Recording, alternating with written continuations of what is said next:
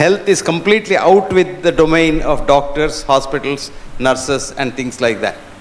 Actually, a 14 countries, industrialized countries study showed where there are more doctors per capita, more hospitals, and more specialists, there's more death, less health, and less longevity. I'm not joking. I'm seriously telling you. This 14 country study is a very exhaustive study. And there is a study done by the WHO in Thailand years ago, I think about 40 years ago, where in Thailand, Bangkok they took, there are about 5 systems of medicine concurrently working. Pure Western medicine, as we call as medicine, then pure Chinese medicine, integrated Chinese Western medicine, then Samoa system, where the father tells the son when he is dying as to how he should treat his patients, and it goes on generation-wise. And the last is of quackery. And they did a study prospectively for 5 years, very well controlled study, which showed collectively at the end that all systems of medicine, mark my words, all systems of medicine were equally effective on society. This was 40 years ago. People are nonplussed. People said, oh, something wrong.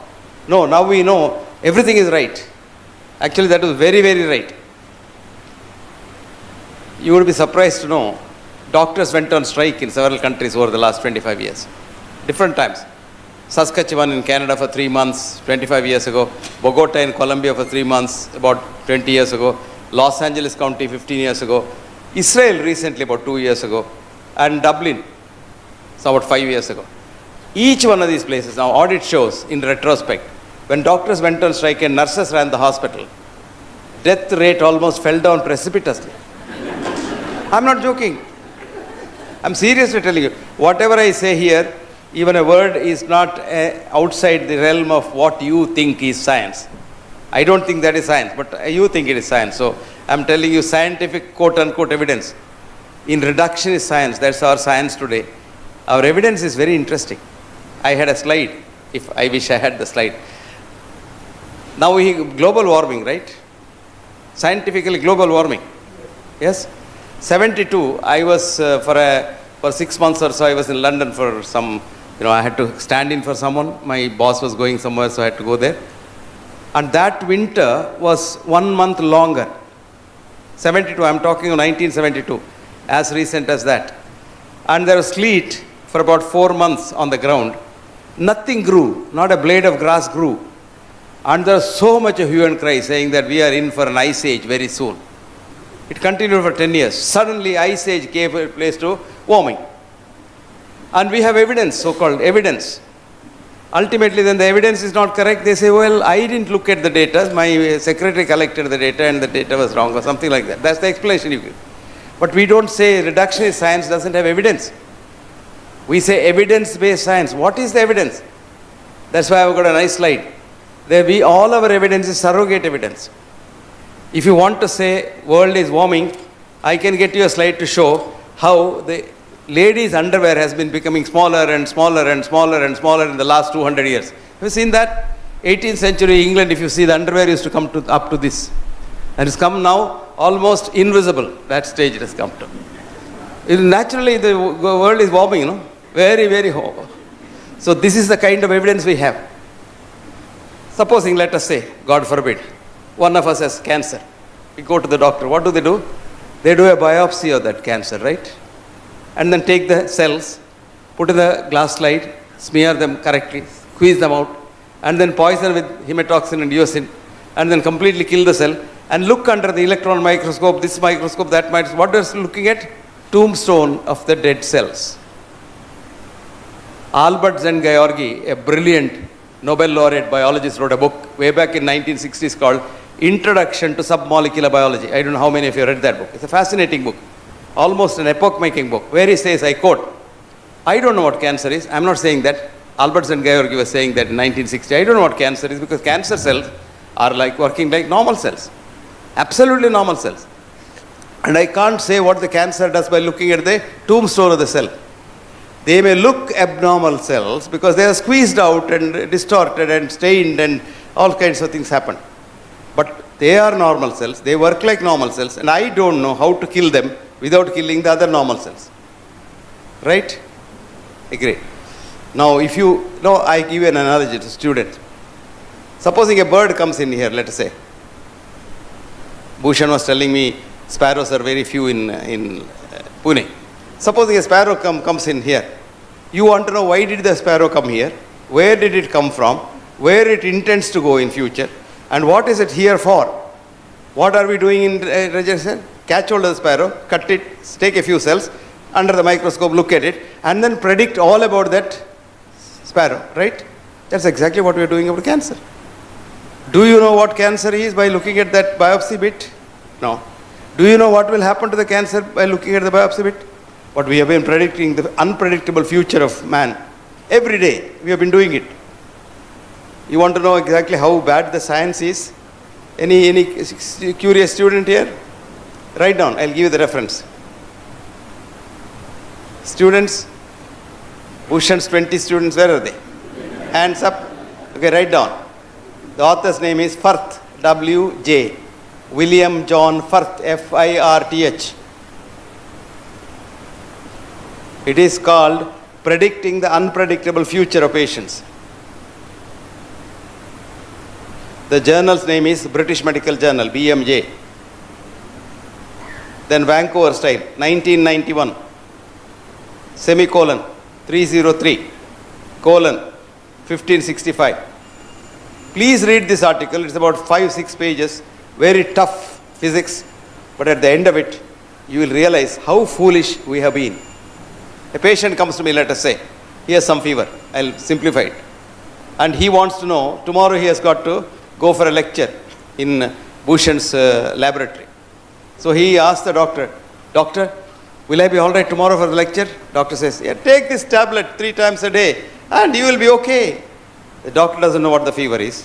Of course, he very pontificates like a physician. This is a viral fever. He has not seen the virus.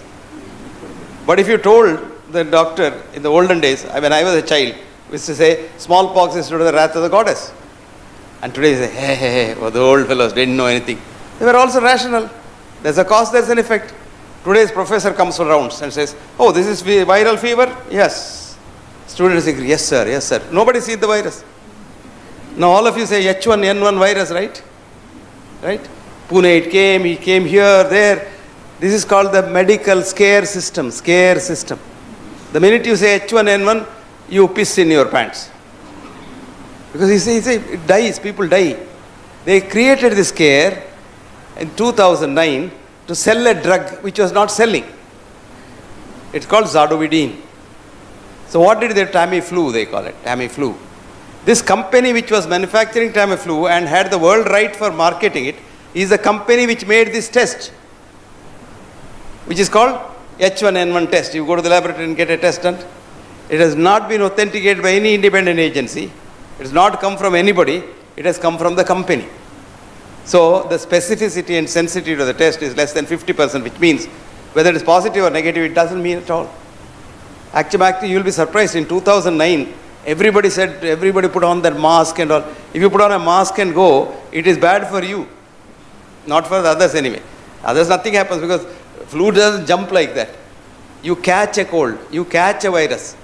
It goes by this handle. Your mobile phone is the most dangerous, or bus handle, door knobs. But if you have a brass knob, it's good because the virus doesn't live long there. Brass knob kills the virus so fast. Or if you have coconut oil in your hands, the virus dies in seconds. So these viruses are caught. So you don't have to put a... I see a lot of these people in the plane putting on that. I said, what are you having some bad disease? You don't want to give it to us? No, I am protecting myself from flu.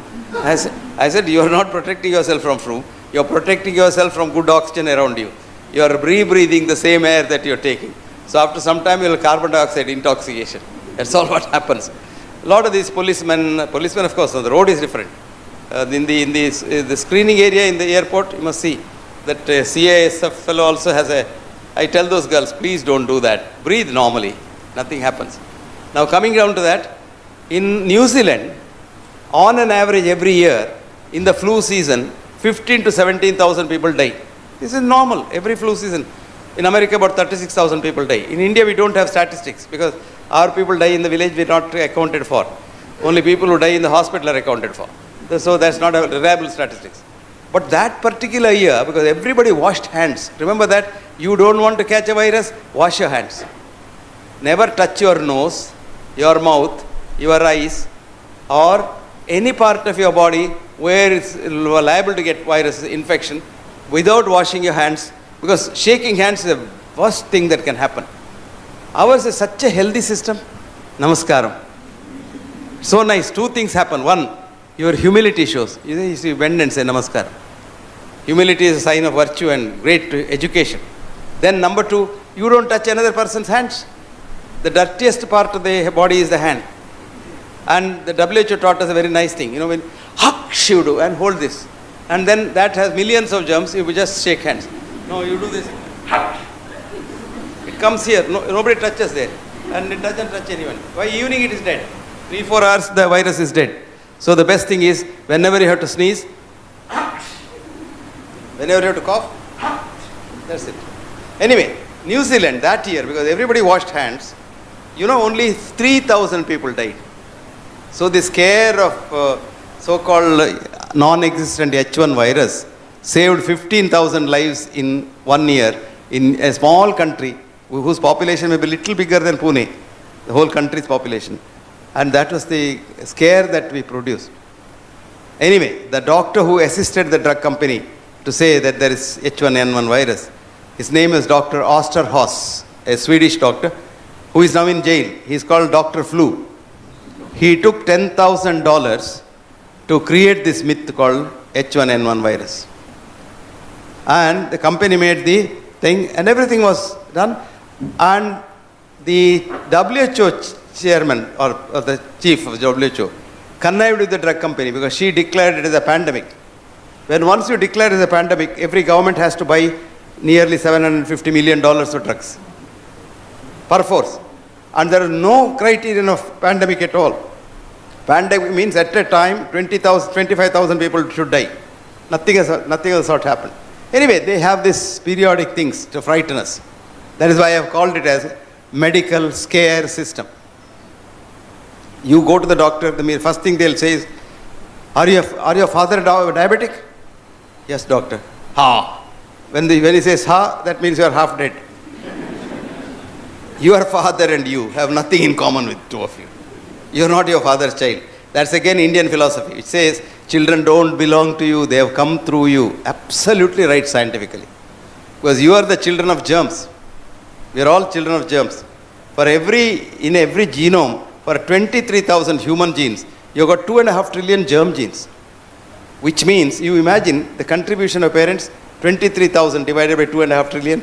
My mathematics is not good. It will not be 1 in a million. You may have some features of your father or mother or something like that. But what is evolution is environment. If you live like your father, you follow what your father did, you smoke like your father, you eat like a pig like your father, and drink like a fish, not what the fish drinks, you will certainly get what the father had.